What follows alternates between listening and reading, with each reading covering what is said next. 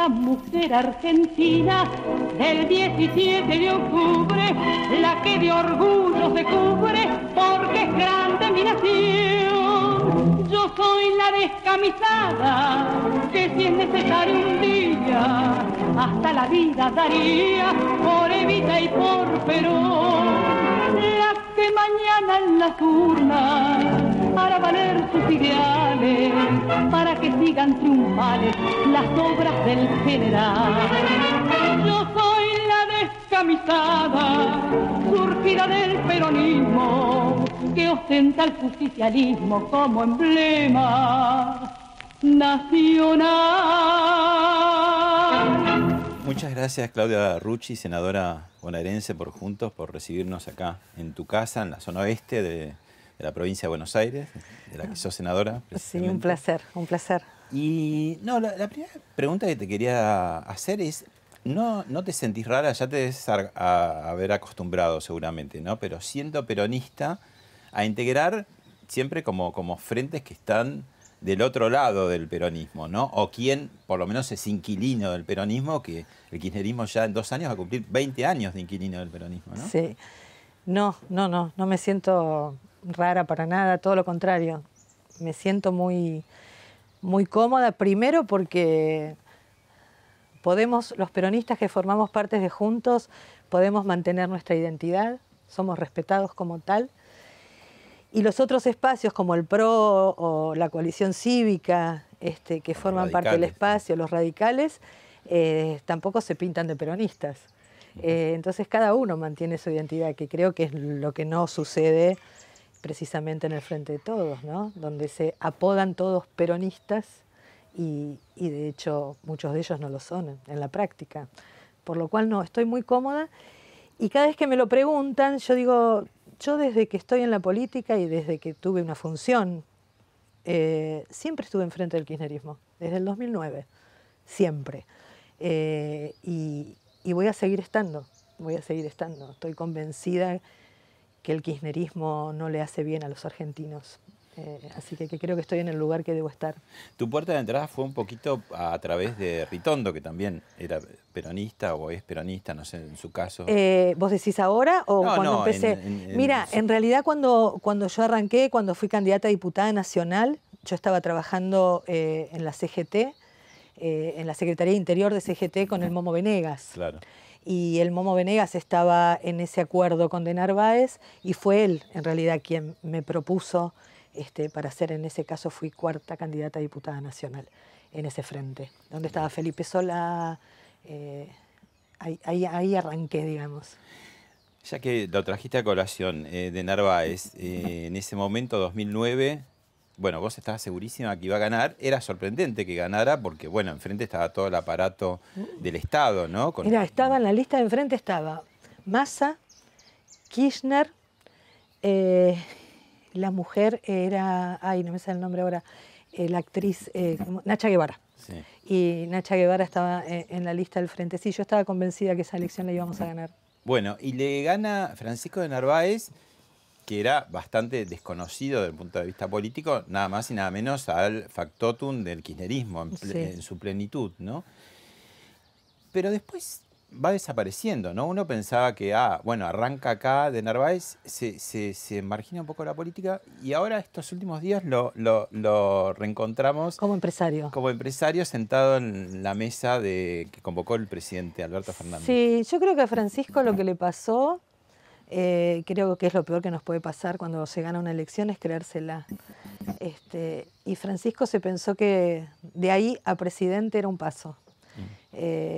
Y me parece que ese fue el error, además después que creo que tuvo inclusive temas personales que hicieron que se cansara un poco de la política. Sí me llamó la atención, igual que a vos, que esté sentado ahora en la mesa de los empresarios dialogando con Alberto, porque me llamó la atención porque hacía mucho que no lo veía, no porque no debiera estar, digamos. Es un empresario muy importante de la Argentina, ¿no? Se ve que pudo más la vocación de ser empresario que político, ¿no? Me parece que sí, que en su ADN está más lo empresarial que lo político.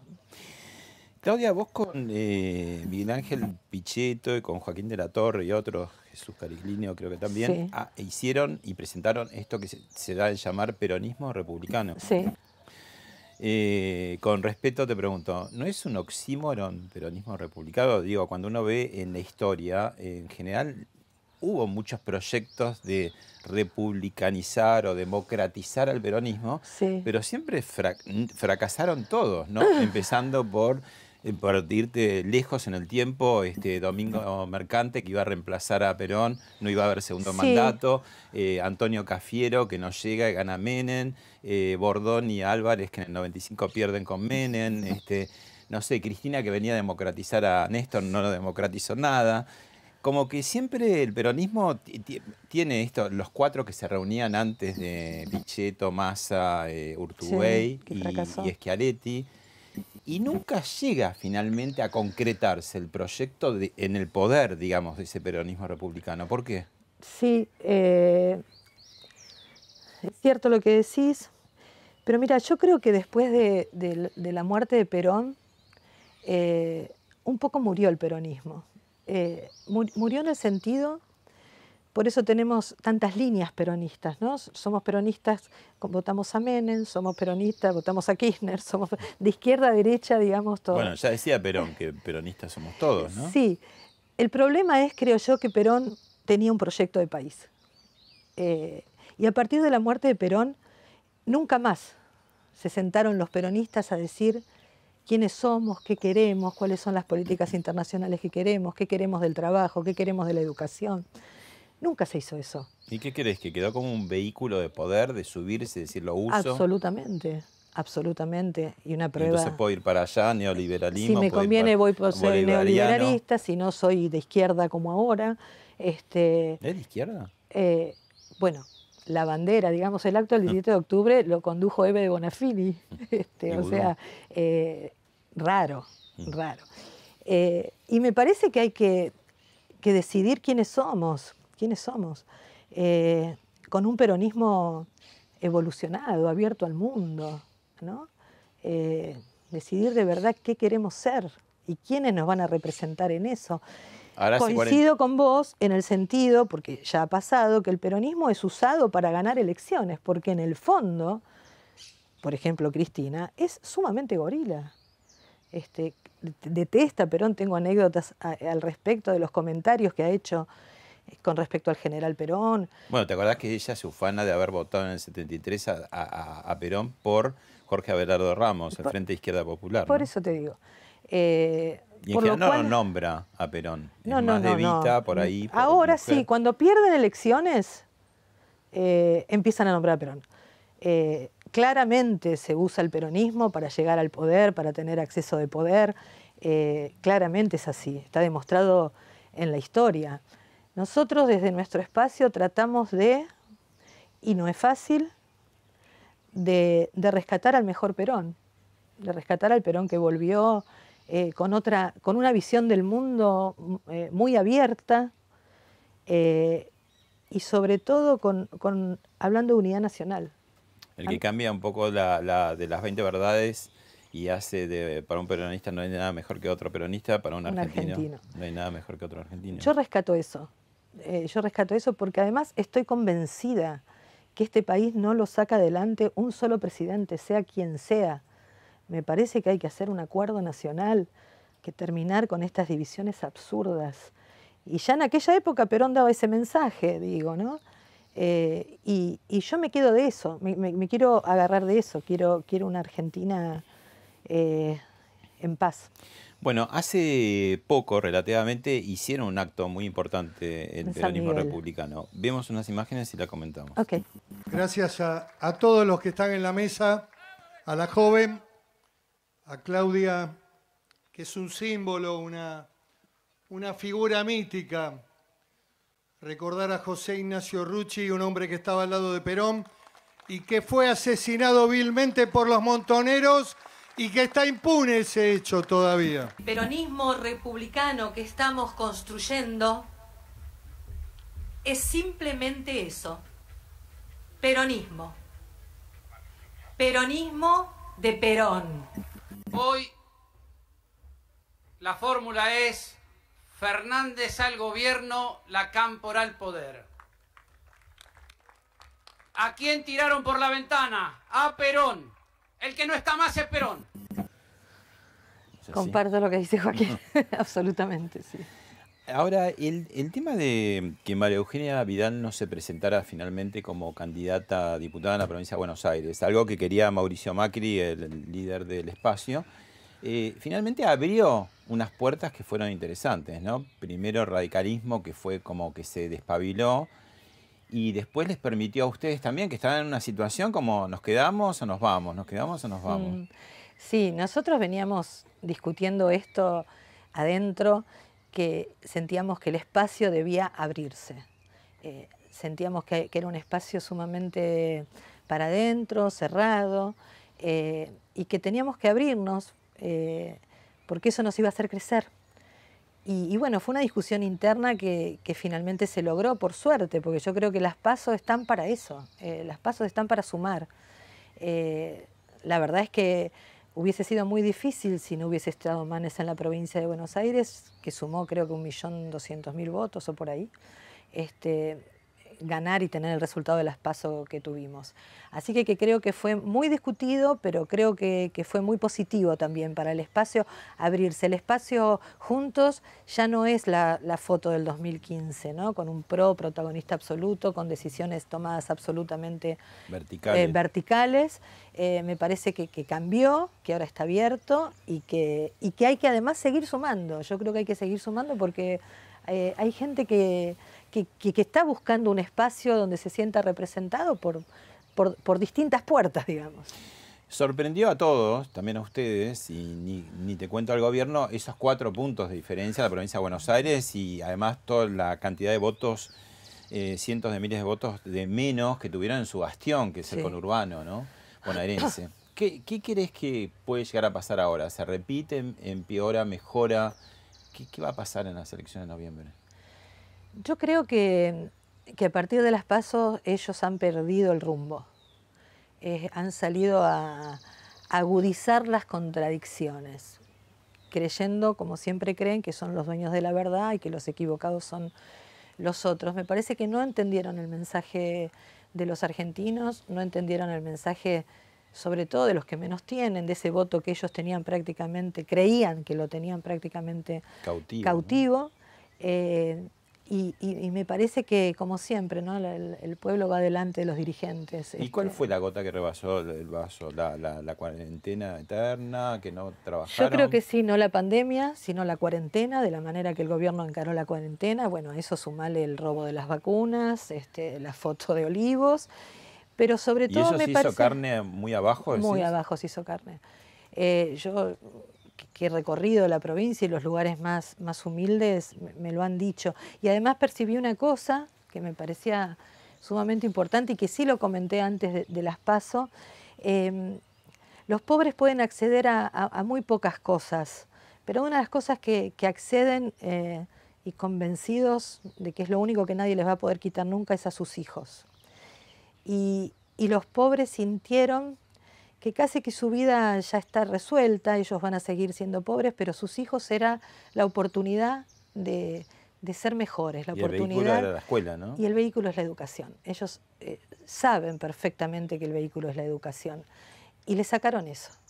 Sacaron eso y en los barrios más humildes, cuando los chicos no están en la escuela, están en la calle, están a la buena de Dios. O muchos están viviendo en una pieza, baño, cocina de 5x4. Y yo creo que ese fue el clic donde sintieron que era mentira que el Estado estaba presente. Y todo el esfuerzo que está haciendo el gobierno ahora, subsidios, planes, regalos, hasta cocinas, artefactos para la casa, viajes de egresados, ¿todo eso te parece que puede mover algo? Yo creo que no, porque yo creo que lo que se rompió es el vínculo amoroso, el vínculo afectivo que hay entre esa gente y el gobierno. No les creen más, no les creen más. El otro día me causaba gracia porque escuché un discurso de Máximo Kirchner, uno de estos que y que están inaugurando cosas, y él decía, nunca voten a alguien que les miente. Perdón. Nos han venido mintiendo durante 1 año y medio, por lo cual creo que todo lo que hacen resta. Tengo la sensación de que resta. Yo creo que va a ser una elección que tal vez se pueda cortar esa diferencia un poco en la provincia de Buenos Aires, no creo no a nivel nacional. Porque va a votar mucho más gente, pero eso le va a agregar de movida de piso a las dos. A todos. A todos, A ¿no? todos, sí. Estoy muy esperanzada, la verdad que estoy muy esperanzada porque creo que se incorporó en la gente un mensaje que tiene que ver con la dignidad y con que se puede vivir de otra manera. Claudia, ya vamos a retomar el tema político, pero te invito a ver algo que te va a llevar en el túnel del tiempo a tu primera profesión. Okay. Disfrutar mejor, días de vigor, todos los días vivir con energía, cantar, reír, poder, jugar con alegría. No me acuerdo qué programa. Crecer con papá. Es crecer con amor, compartiendo las cosas de todos los días.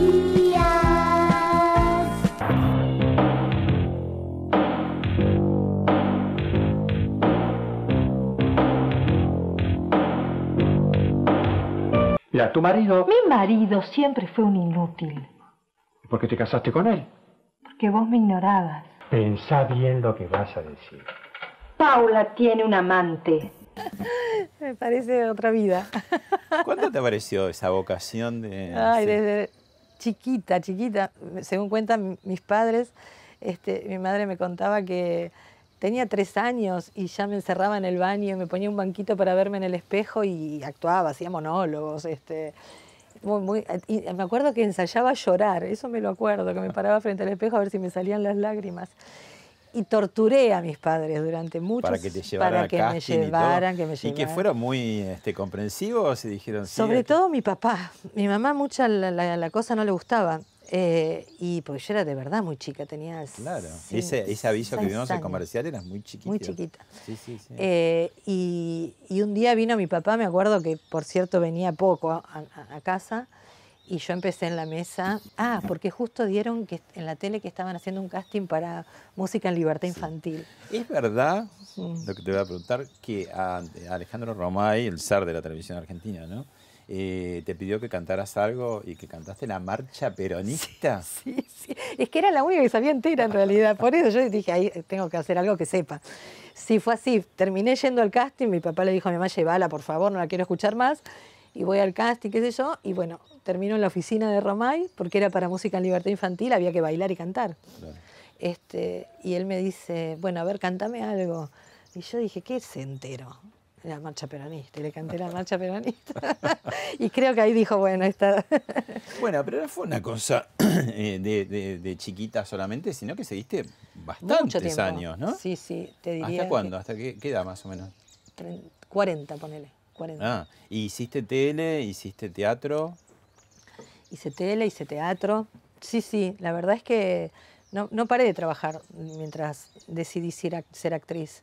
Me fue muy bien, amaba lo que hacía, hasta que un día, viste que a los 40 las mujeres también nos pasa que decimos, quiero seguir haciendo esto, ¿qué quiero? Y ahí decidí alejarme de a poco. ¿De ahí directamente pues ya saltabas a la política o pensabas en eso o no? Sí, es más, lo último que hice en televisión, yo ya estaba trabajando en política, pero después fui elegida candidata. Y ahí entendí que las dos cosas no iba a poder hacer. Así Ahora, hacer política requiere bastante histrionismo, ¿no? Y además en las mujeres y en las mujeres peronistas, esa profesión se da mucho. Empezando por Eva Duarte, pero Irma Roy, Nacha Guevara, Pierina Dialesi, ¿no? Tantas mujeres conocidas. Trabajé con Pierina, me hiciste acordar. Trabajaste con Pierina, claro. Sí. Qué amor de persona. Divina, un solcito. Sí, yo creo que la política, poder transmitir lo que uno quiere y tener llegada al otro, ¿viste? Como el teatro. Yo me acuerdo cuando estudiaba teatro en Villanueva Cose, me decía, en el teatro sobre todo, tenés que conmover al último de la fila. Dice, no tenés que trabajar para el primero. O sea que algunas de esas herramientas las tenés incorporadas como política. Yo creo que sí. En una tribuna. Yo creo que naturalmente me salen. En la banca de legisladora. Cuando uno le toca hablar, cuando uno está en un acto donde hay muchísima gente, tratar de llegar al último compañero que está allá y que les puedas transmitir lo que está sintiendo, sí, sí. Y además me doy cuenta cuando hay oradores que no transmiten. Veo esa diferencia. Tengo ese tic de los actores de poder ver eso también. Vemos el próximo informe. Dale. José Rucci, 45 años, casado, 2 hijos. Es el nuevo secretario general de la Confederación General del Trabajo de la República Argentina. Es la adhesión del movimiento obrero a la candidatura del teniente general Perón como presidente de la República. De ninguna manera acuerdos sociales si no se modifican los salarios. Nosotros entendemos que los salarios deben de modificarse en virtud a lo que de público conocimiento, al deterioro que ha sufrido durante el transcurso del año. Esa unidad está revelada a través de las acciones que ha determinado la Confederación General del Trabajo. El cargo de secretario general no me hizo perder el sueño y que mi conducta es bien clara. Pero nunca intenté ser más papista que el Papa. José Rucci, ahí lo tenemos vivo. ¿Qué te acordás? Aunque cuando lo mataron vos eras muy chiquita, tenías 9 años, pero háblame de tu papá cuando estaba con vos. Lo que dijiste recién, estaba mucho en la CGT también, se quedaba ahí por cuestiones de seguridad. Sí. Pero esto que me contabas, que fue... ¿Qué pasó, por ejemplo, cuando te vi actuar? La única vez que vi llorar a mi padre fue ahí. Me acuerdo que nosotros nos mudábamos muy seguido de casa en casa por un tema de seguridad. Y me acuerdo que estábamos viviendo en ese departamento, en un departamento en Malvinas y Rivadavia. Y bueno, ahí justo él llegó y estaba el programa y me acuerdo que se sentó en un sillón frente a la tele y yo empecé a salir a bailar y a cantar y él me decía Pipita. Me dijo, vení Pipita. Vino, me sentó en su pierna y se puso a llorar. Y fue un recuerdo para mí que nunca se me borró. No se puede entrar en el razonamiento de quién es un asesino, ¿no? Pero tratando de aplicar, se decía que Augusto Timoteo Bandor quería un peronismo sin Perón y que por eso lo mataron. Ahora, tu viejo era recontra pegado a Perón, Perón lo tenía casi como un hijo, y también lo mataron, ¿no? Sí. Los dos metalúrgicos también. Sí. Estamos hablando de una etapa de la Argentina que se perdió, lamentablemente, porque el metalúrgico como símbolo fabril muy fuerte, ¿no? Y esos gremialistas, Bandor, Rucci, Lorenzo Miguel, ¿no? Todos eran como con una voz fuerte en el escenario de la producción, ¿no? Y de la política. Claro. Bueno, te voy a hablar de lo de mi padre, que es lo que más sé. Yo siempre digo que a mi padre lo viví hasta los 9 años y después su historia, incluso parte del personal, la fui reconstruyendo con los años, ¿no? ¿Seguiste de alguna manera? Sí, leyendo las cosas que él escribía. Conociéndolo más. Conociéndolo mucho más, o hablando con gente de su generación que me lo trae, digamos. Yo creo que el asesinato de mi padre, que además fue en democracia, siempre lo digo, siempre lo tenemos que recordar, a los 2 días, además, del triunfo más importante 62% histórico. De los votos. Casi 62% de los votos de Perón, que fue un domingo, y a los 2 días, el martes, fue el asesinato de Rucci, ¿no? Sí, lo asesinaron. ¿Qué te puedo decir más que me resulta incomprensible, digamos, que estos muchachos que se decían peronistas le terminaran asesinando a José Ignacio Rucci, que para Perón de verdad era como un hijo. Y esto lo digo con conocimiento de causa porque yo era muy chica, pero yo escuchaba los llamados del general Perón a mi padre, yo escuchaba los cassettes que los traía mi padre cuando viajaba. Y bueno, creo que eso fue parte de la locura de la Argentina, la locura que vivimos los argentinos. Y creo también que eso fue un antes y después con respecto al peronismo y a la historia política en general, ¿no? de la Argentina. Miremos unas imágenes de un informe a propósito de ese. El 25 de septiembre de 1973, a escasos 2 días de la aplastante victoria electoral de la fórmula Perón-Perón, con casi el 62% de los votos, fue asesinado en la puerta de su casa el secretario general de la CGT, José Ignacio Rucci. El vidrio completamente astillado no permite la identificación y podemos observar en el interior todavía algunos rastros de los disparos y el equipo transmisor que conectaba este automóvil con la central obrera todavía en funcionamiento. Especie de francotiradores estaban ubicados en aquel tanque de agua que ustedes están viendo. Desde allí también se realizaba fuego cruzado hacia donde se encontraba Rucci. ¿Qué te acordás de ese día? Seguramente lo debés recordar seguido, porque todo lo que nos pasa en la infancia, sea alegre o triste o trágico, queda sellado, ¿no? Seguro. Y si bien vos volvías del colegio, cuando el chofer se dio cuenta de lo que pasaba, te llevó a la casa de unos amigos. Exacto. Ahí también te enteraste, ¿no? Involuntariamente. Involuntariamente, sí, porque estábamos almorzando en la cocina y el televisor estaba en el living, en un ambiente cerrado. Y en un momento la persona que estaba a nuestro cuidado se distrajo y yo fui al baño. Y cuando pasé por el living, justamente vi una placa que decía: asesinaron al secretario general de la CGT. Así me enteré. Sí. ¿Y cómo fueron esos días, esas semanas, esos meses, esos años posteriores, no? Yo era la más chica, mi hermano tenía 14 años. Para mí fue una etapa de mucho poder transformar el dolor en cuidar a mi mamá. Yo tenía mucho miedo que mi mamá la mataran, no que se muriera. Pensé que esto iba a seguir. Durante mucho tiempo siempre recuerdo que salía de la escuela, me iban a buscar y yo volvía a mi casa acostada en el asiento de atrás del auto en posición fetal. Porque tenía la imagen de que otra vez iba a pasar exactamente lo mismo. ¿Soñabas con tu padre? ¿Tenías pesadillas? No, a mi padre las veces que lo soñé de grande, ya de grande, y lo sueño vivo y feliz. Nunca, cuando me despierto de esos sueños me despierto feliz, como en paz. Y quiero creer que esto significa que él está en paz. Seferino Reato escribió este libro, Operación Traviata, y ahí, entre muchos testimonios que hay uno de Roberto Perdía, un jefe montonero, muy sugerente, ¿no? Porque dice, en el año 83, que es cuando se recupera la democracia, era un quemo, usa la palabra quemo, me parece cheta, ¿no? La palabra era un quemo ser montonero, dice.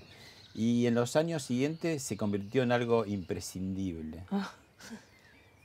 Lo dicen muy crudamente, pero es muy real la imagen, ¿no? En el 83, el terrorismo de Estado, por supuesto, todos lo execramos, pero también la guerrilla, y Alfonsín actuó en consecuencia, ¿no? No era nada de dos demonios, claramente no eran dos demonios, pero eran bastante diabólicos también la guerrilla, ¿no? Sí. Yo creo que los argentinos, y ya no hablo personalmente de la familia Rucci, yo creo que los argentinos necesitamos saber qué pasó. Necesitamos que esta gente se haga cargo de lo que hizo. Ya ni siquiera te hablo para que estén presos, sino por una cuestión de que pidan perdón. Porque además, como al transcurrir de los años, y cuando él dice que el terrorismo se sentía necesario después, la juventud de la Argentina está educada, ha escuchado un relato que poco tiene que ver con la realidad. Vos fíjate que no hablan de... En las escuelas, yo tengo 3 hijos, 35 años, 32 años y Tiago de 15. A ningunos en la escuela se les habló de la década del 73 al 76, de esos 3 años. Eso está borrado de la historia, de eso no hay que hablar.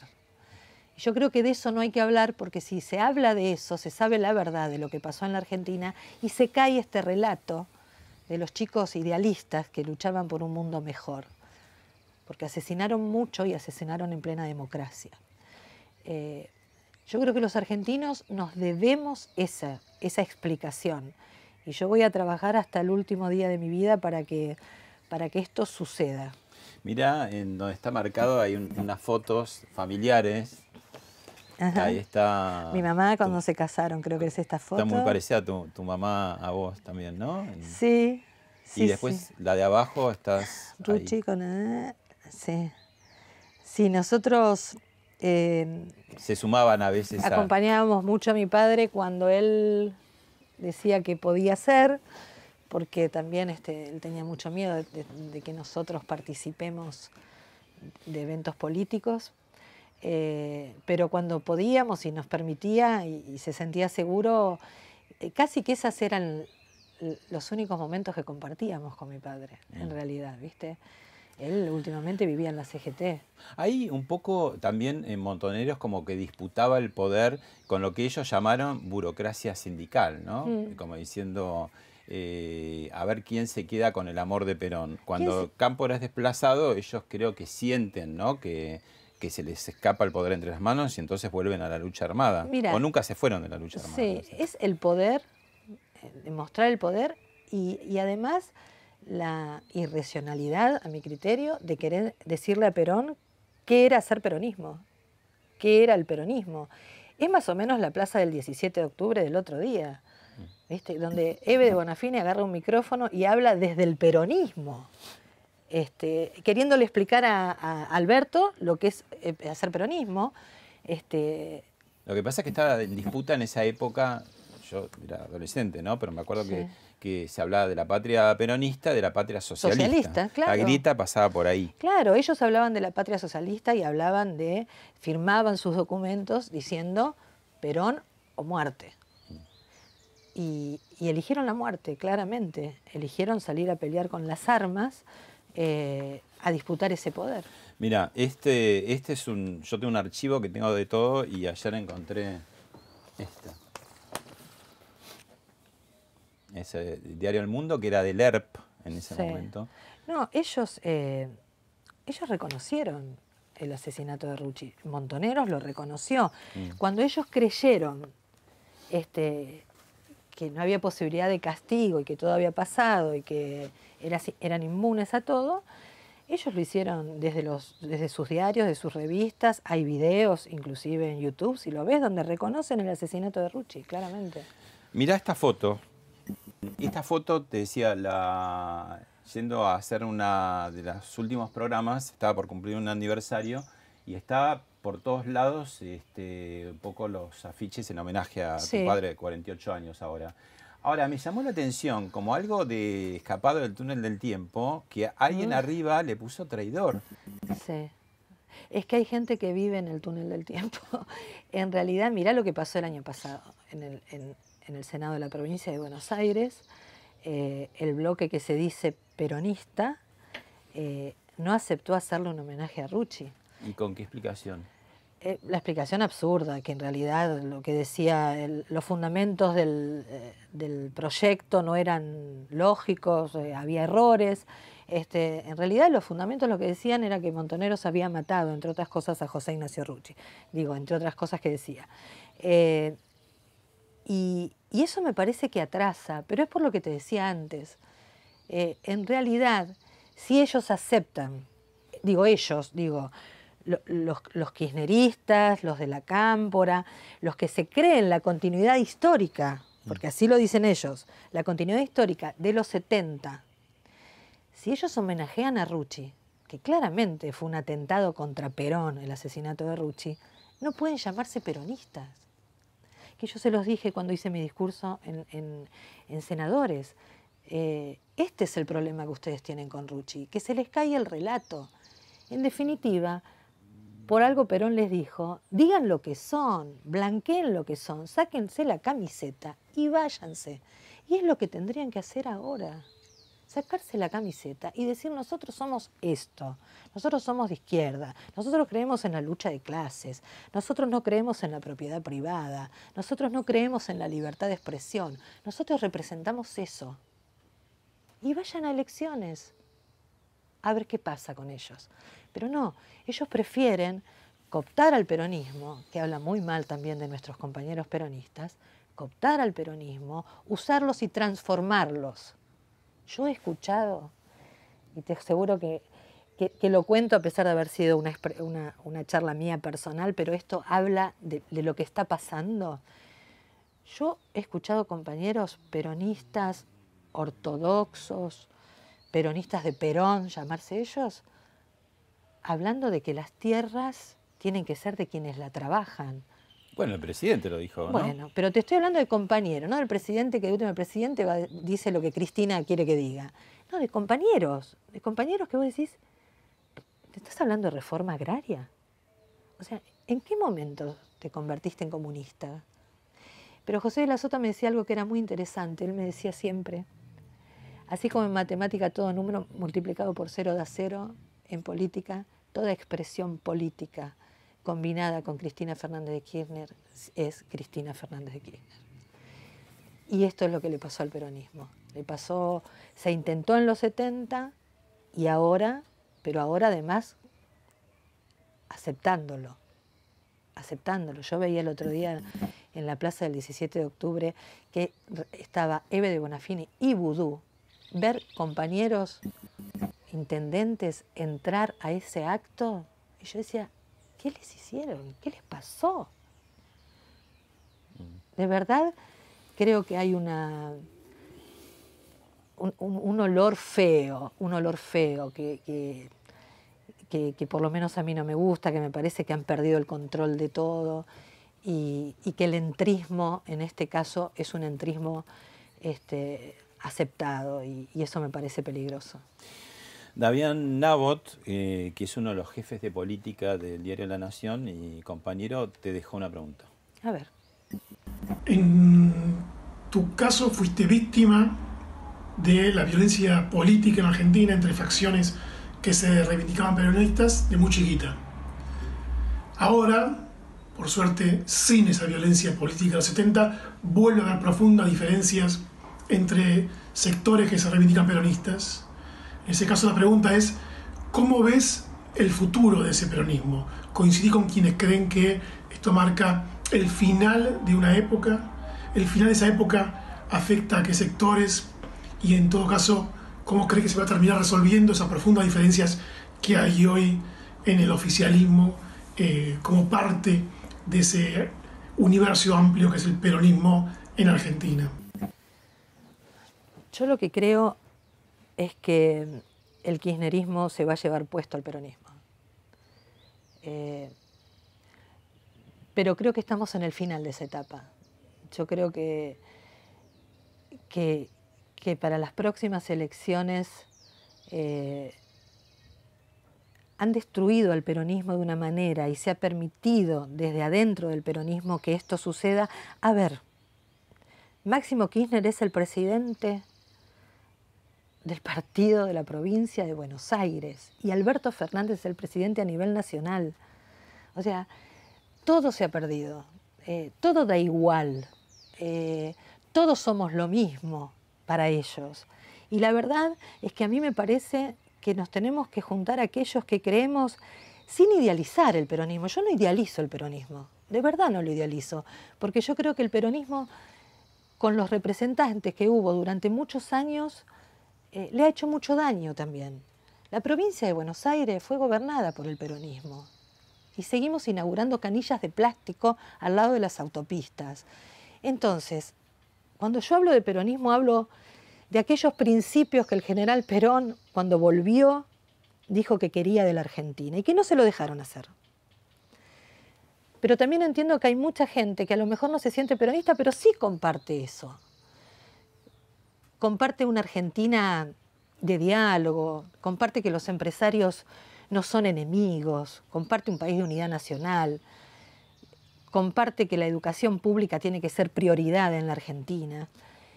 Me parece que nosotros tenemos que hacer un trabajo que no va a ser fácil, que va a ser muy duro, porque insisto, mucha gente oye hablar de peronismo y se da 10 pasos para atrás. Por eso creo que hay que decir de verdad qué sentimos y qué fue. y empezar a recrear otra historia. Argentina tiene que empezar a mirar para adelante y tenemos que juntarnos aquellos que queremos otro país, que queremos otro país libre, republicano, aunque vos digas. Tenemos que seguir luchando por eso. A ver si le sale. A ver si esta vez nos sale. A ver sí.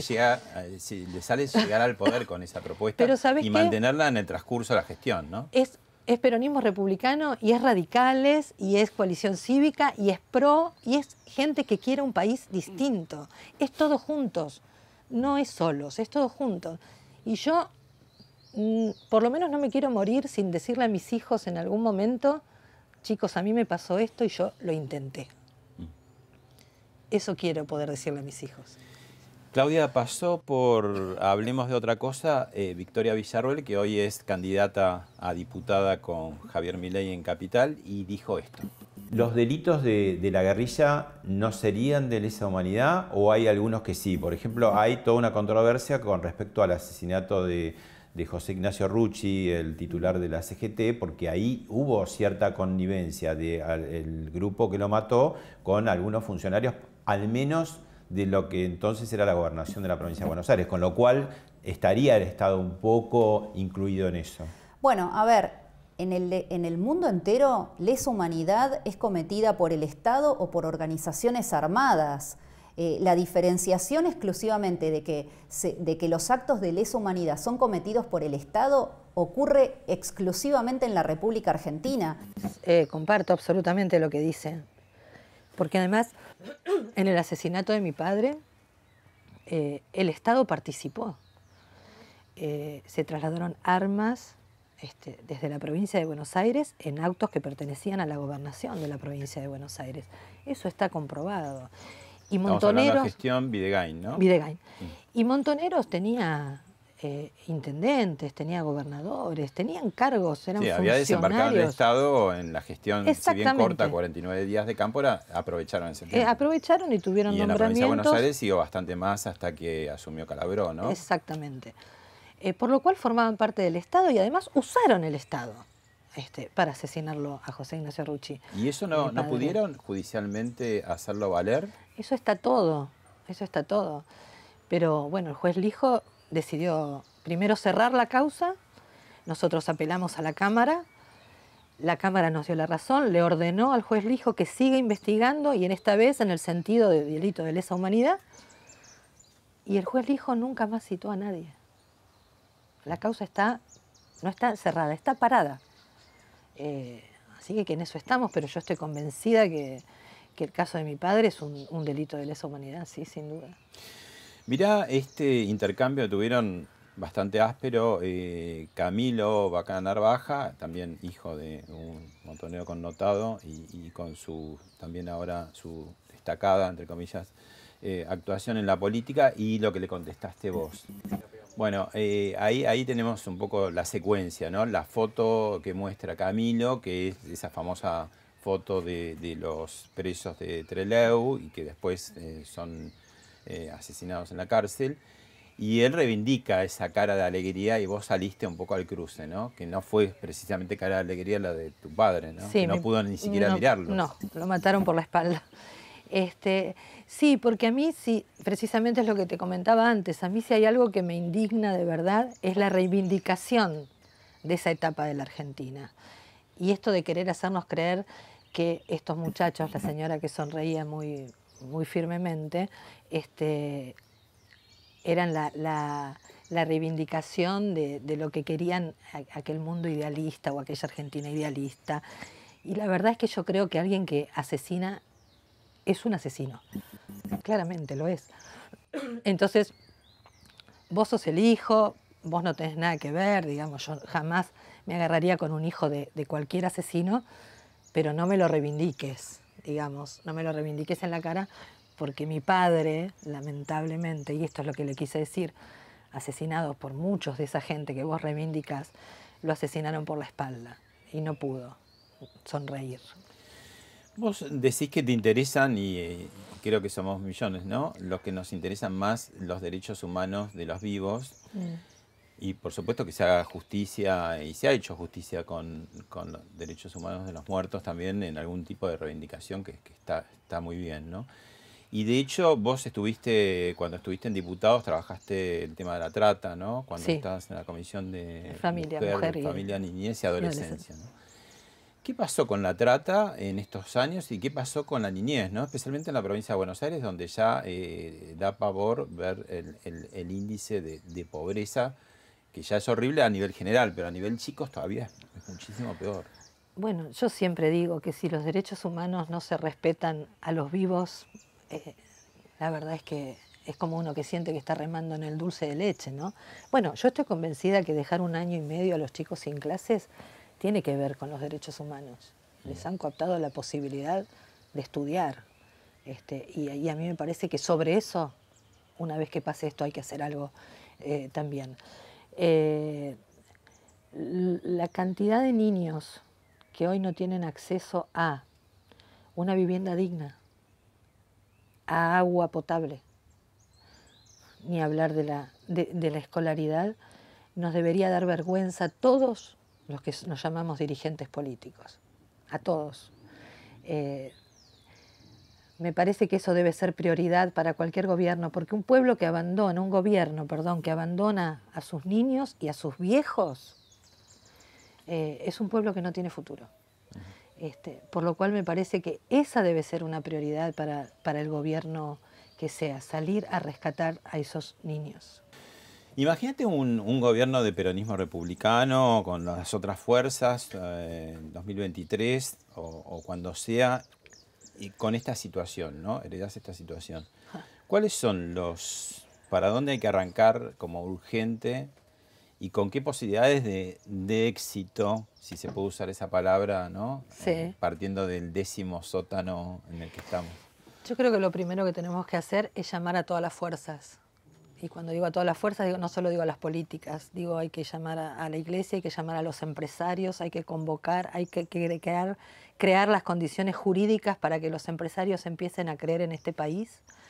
Yo creo que se sale con el trabajo y se sale con la educación. Yo creo que esos son 2 pilares fundamentales en los cuales hay que poner toda la energía. La educación de verdad.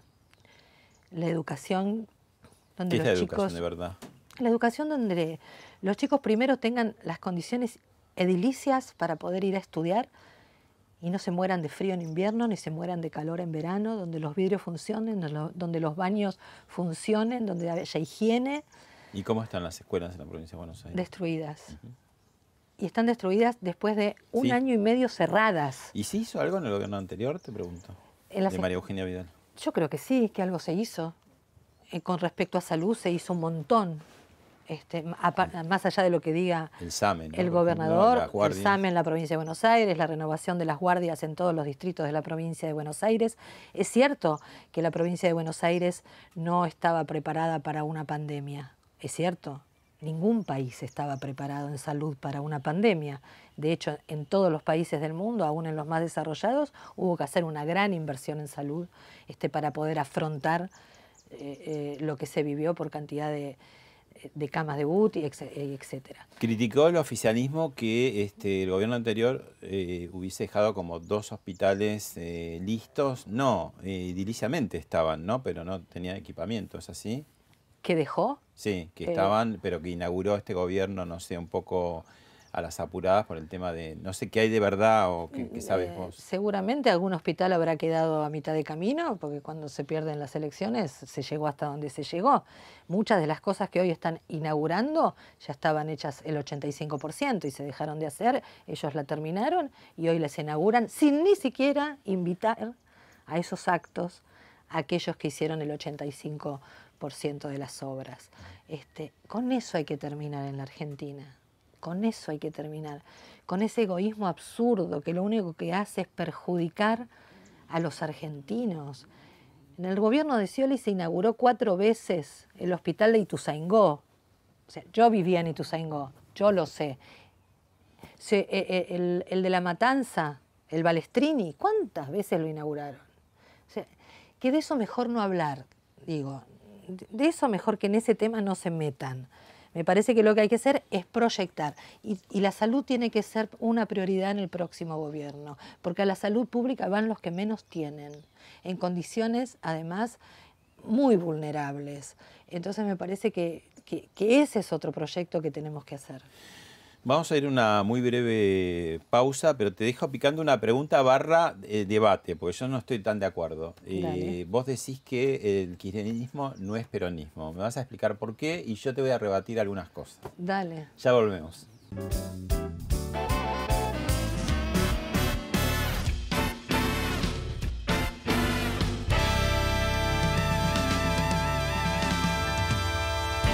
¿Te acordás de la Plaza de Mayo? Cuando el que te dije salía al balcón, tanto cambió todo que el sol de la infancia de golpe y porrazo se nos alunó. Bueno, te había dejado pendiente la pregunta, comentario, polémica, que vos decís que el kirchnerismo no es peronismo. Y yo, antes que me conteste, te digo lo siguiente. Es muy fácil para los peronistas sacarse de encima a López Rega, a los montoneros, a la AAA, al menemismo y ahora al kirchnerismo. Tomá. Bueno, pero eso tiene que ver con lo que te dije antes. Tiene que ver con que a partir de que Perón murió, yo creo que murió el peronismo en el sentido de que no pensamos juntos a dónde vamos, qué queremos. Al kirchnerismo le viene bien el peronismo porque eso lo ayuda a ganar elecciones, claramente. Yo digo que el kirchnerismo jamás, vos fíjate, reivindica al general Perón. Y cuando lo hace, reivindica al general Perón del 45. No al general Perón. Al coronel. Exacto. ¿Por qué? Y bueno, pues tiene que ver más con ellos, evidentemente. O reivindican ¿Y no a era personajes... el mismo Perón? No, sin duda. No, yo creo que el general Perón vino sabio. De verdad creo que vino sabio. Vino hablando de unidad nacional, vino hablando de un proyecto de Argentina abierta al mundo. O sea que vos sos un poco crítica del primer Perón, del Perón fundacional. Por supuesto, ¿Por qué? Claro que sí. ¿Más autoritario? Porque me parece que era un Perón más autoritario, me parece que era un Perón más cerrado para adentro. Yo creo que él ha evolucionado. Lo terrible es que lo que no evolucionó es el peronismo luego del fallecimiento del general Perón. ¿Y por qué te parece que gobernadores, por ejemplo, y otros sectores que no son kirchneristas y que a veces lo padecen, pero lo padecen en voz baja o no lo dicen, continúan resistiendo o aguantando eso, no ya un periodo corto, sino larguísimo, pues si son 18 años, ¿no? De 2003 para acá, es muchísimo tiempo donde el kirchnerismo está a cargo del peronismo. Por eso te digo, no puede ser que no sea peronista, porque digo... Me sale decir algo de mi barrio, ¿viste? ¿Qué?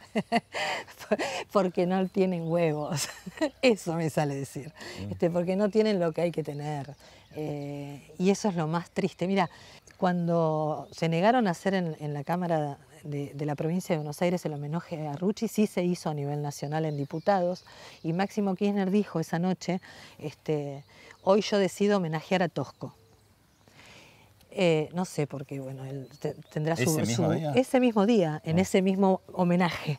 Y que está bien, porque me parece que es lo que ellos representan, por eso te digo que no son peronistas. Me parece que eso es lo que representan. Pero ¿sabés qué fue lo más duro? Que ninguno de los diputados que formaban parte de ese bloque, que se dicen peronistas ortodoxos de Perón y que rescatan la figura de Perón, fueron capaces de tener lo que hay que tener para levantar la mano y decir, perdón, yo no estoy de acuerdo con lo que está diciendo, este no es el momento para que lo diga, lo puede hacer otro día cuando sea el homenaje a Tosco. Nadie, todos violín en bolsa. Por lo cual te digo, les falta. Gracias, Claudia. No, gracias a vos, Pablo.